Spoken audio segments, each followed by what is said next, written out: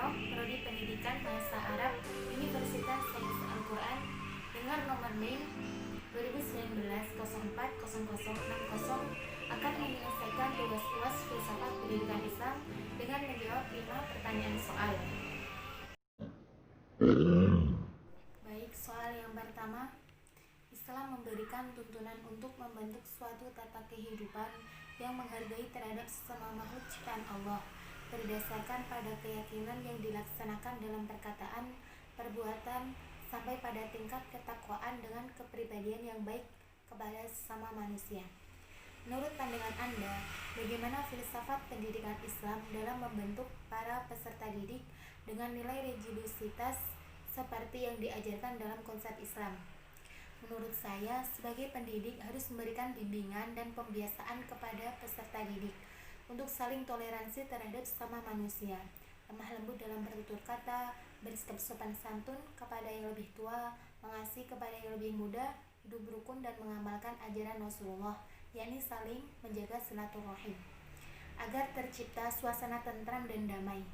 Sejatinya kita semua ciptaan Allah Subhanahu wa Ta'ala, yang mana kita semua sama di mata Allah, tidak ada yang membedakan.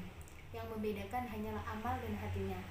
Seperti firman Allah dalam Quran surat Al-Mujadalah ayat 11 yang berbunyi, A'udzubillahi minasyaitonirrajim. Bismillahirrahmanirrahim. Ya ayyuhalladzina amanu idza qila lakum tafassahu fil majalisi fafsahu yafsahillahu lakum wa idza qila unshuzu fanshuzu yarfa'illahu alladhina amanu minkum walladhina utul ilma darajat wallahu bima ta'maluna khabir. Yang artinya, hai orang-orang yang beriman, apabila dikatakan kepadamu berilah kelapangan di dalam majelis-majelis, maka lapangkanlah, niscaya Allah akan memberi kelapangan untukmu. Dan apabila dikatakan berdirilah kamu, maka berdirilah, niscaya Allah akan mengangkat derajat orang-orang yang beriman di antaramu dan orang-orang yang diberi ilmu beberapa derajat, dan Allah Maha teliti apa yang kamu kerjakan. Baik, lanjut soal yang nomor 2. Ketidakadilan sosial dalam kehidupan masyarakat membuat jurang pemisah antara orang kaya dan orang miskin menjadi sangat jauh, dan persoalan ini dihadapi oleh seluruh umat beragama. Menurut Anda, bagaimana seorang pendidik dalam Islam menerapkan ajaran agama tentang tata nilai dan norma tentang kebersamaan atau equality yang bisa diterapkan dalam kehidupan sosial? Menurut saya, sebagai pendidik harus menerapkan bahwa pada dasarnya kita semua sama di mata Allah Subhanahu wa Ta'ala. Yang membedakan hanyalah amal dan hatinya. Dan kita sejatinya makhluk sosial yang saling membutuhkan satu sama lain, tidak dapat hidup sendiri. Manusia merupakan bagian dari pluralitas atau masyarakat majemuk. Itu semua merupakan rahmat Allah dan merupakan sunatullah atau ketetapan Allah. Allah berfirman dalam Quran surat Al-Hujurat ayat 13 yang berbunyi, A'udzubillahi minasyaitonirrajim. Bismillahirrahmanirrahim. Ya ayyuhan nas inna khalaqnakum min dzakarin wa unsa waja'alnakum syu'uban wa qabaila lita'arafu. Inna akramakum 'indallahi atqakum. Innallaha 'alimun khabir. Yang artinya, wahai manusia, sungguh kami telah menciptakan kamu dari seorang laki-laki dan seorang perempuan. Kemudian kami jadikan kamu berbangsa-bangsa dan bersuku-suku agar kamu saling mengenal. Sungguhnya yang paling mulia di antara kamu di sisi Allah ialah orang yang paling bertakwa. Sungguh Allah Maha mengetahui, Maha teliti.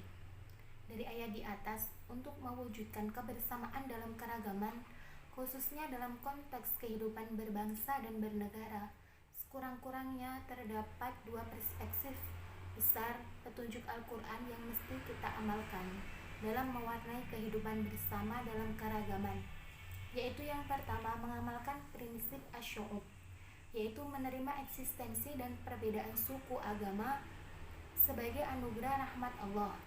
Yang kedua, nahdhoriyah an-nahdhah, yaitu menerima eksistensi kemanusiaan, bahwa manusia merupakan ciptaan Allah yang memiliki kesamaan hak satu sama lain.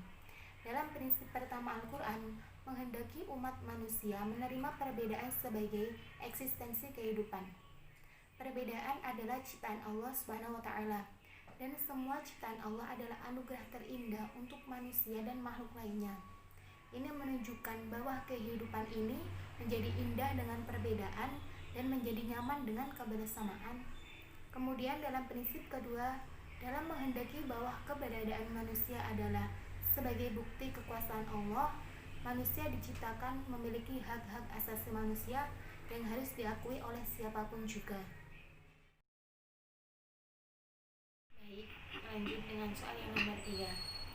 Kultus individu dan fanatisme kelompok dalam sebuah tatanan sosial masyarakat merupakan cara seseorang dalam menjalankan agamanya.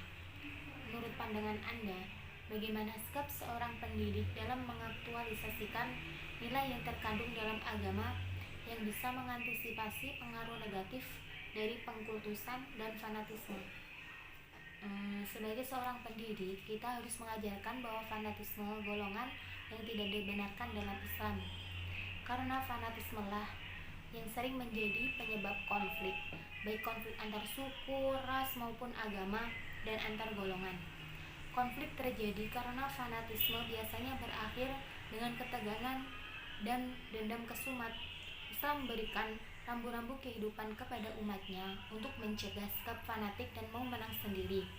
Di antaranya adalah tasamuh atau toleransi dan saling menyayangi terhadap sesama manusia dengan cinta kasih. Dengan tasamuh, sikap seseorang diikat dengan tali persamaan bukan dengan tali perbedaan. Seorang muslim sejati tidak pernah membeda-bedakan seseorang dengan orang lain atas dasar etnis atau golongan. Fanatisme atau ta'assub dalam bermanhaj tidak diperbolehkan. Sampai-sampai para imam mazhab sendiri melarang ta'assub. Imam Maliki berkata, "Sungguhnya aku ini manusia, aku pernah salah dan aku pernah benar. Al-Quran, oleh karena itu perhatikanlah pendapatku. Jika pendapatku ini sejalan dengan Al-Quran dan hadis, maka ambillah, dan jika tidak, maka tinggalkanlah." Kesimpulannya, Islam tidak memperbolehkan fanatik, baik terhadap suku, mazhab, golongan, dan sebagainya. Hendaklah kita sebagai muslim berpikiran terbuka, mengutamakan persamaan daripada perbedaan dengan bertasamuh dan saling menyayangi. Oke, lanjut pertanyaan yang nomor 4. Kesulitan dalam kehidupan sosial membuat masyarakat Indonesia cenderung mengabaikan moralitas dan ajaran agama dalam mencakupi keperluan dari aspek ekonomi mereka, terutama pada saat krisis dan resesi global seperti sekarang ini. Menurut Anda, bagaimana idealnya sikap seorang pendidik dalam menghadapi tantangan zaman seperti ini? Menurut saya, sebagai pendidik harus mengajarkan kepada peserta didik bahwa kehidupan dunia memang penting, tapi kehidupan di dunia hanya tempat pijakan untuk menuju kehidupan akhirat dan bukan untuk tujuan utama kehidupan manusia. Dan untuk selalu mengingat bahwa jangan sampai kita melakukan hal yang tidak terpuji untuk mencapai hasrat sesaat. Kebutuhan kita bisa dicari lewat rezeki dari arah yang tidak kita duga. Di saat krisis dan resesi global seperti sekarang ini, bisa menjadikan kita lebih kuat dalam menghadapi tantangan pada zaman sekarang. Contohnya seperti dengan memanfaatkan keuangan kita sebaik mungkin, cukup membeli yang kebutuhan pokok saja. Jangan menghabiskan uang untuk hal yang tidak bermanfaat. Dan ingat bahwa semua perbuatan kita di dunia akan dimintai pertanggungjawaban di akhirat kelak. Oke, soal yang terakhir, nomor 5. Tuhan telah menyiapkan alam semesta untuk dimanfaatkan oleh manusia dengan sebaik-baiknya, guna menjaga kesinambungan kehidupan manusia. Oleh karena itu, pemanfaatan atau eksploitasi alam secara berlebihan akan berdampak negatif bagi kehidupan umat manusia. Lantas, bagaimana Islam menyikapi masalah interaksi manusia terhadap alam semesta melalui jalur pendidikan Islam yang baik? Dengan senantiasa menanamkan jiwa sosial terhadap diri sendiri dan peserta didik untuk lebih menghargai kekayaan alam, karena semua kebutuhan manusia juga berasal dari alam. Kita hanya boleh menggunakan sekadarnya saja. tidak boleh berlebihan, seperti meminimalkan pelepasan limbah beracun ke lingkungan, menghasilkan dan menggunakan produk yang dapat didaur ulang, pemanfaatan sumber daya alam yang dapat diperbarui, penanaman ladang secara bergilir, dan kita juga bisa melakukan hal lain di rumah dengan mengurangi penggunaan air dan menggunakan alat elektronik sesuai dengan kebutuhan. Kita sebagai manusia juga harus menjaga kelestarian alam, karena semua kekuatan alam itu sebenarnya suatu tatanan hidup dan kehidupan yang memiliki unsur biologi sendiri-sendiri. Satu unsur kehidupan dengan kehidupan yang lainnya saling membutuhkan, saling terkait dan saling ketergantungan. Seperti firman Allah dalam Quran surat An-Nahl ayat 10-11 yang berbunyi, A'udzubillahi minasyaitonirrajim. Bismillahirrahmanirrahim. Huwallazi anzala minas samaa'i ma'an lakum minhu syarabun wa minhu syajarun fihi tusimun. Yumbitu lakum bihi zar'a wa zaytuna wan nakhila wal a'naba wa min kulli samarat. Inna fi dzalika laayatan liqaumin yatafakkarun.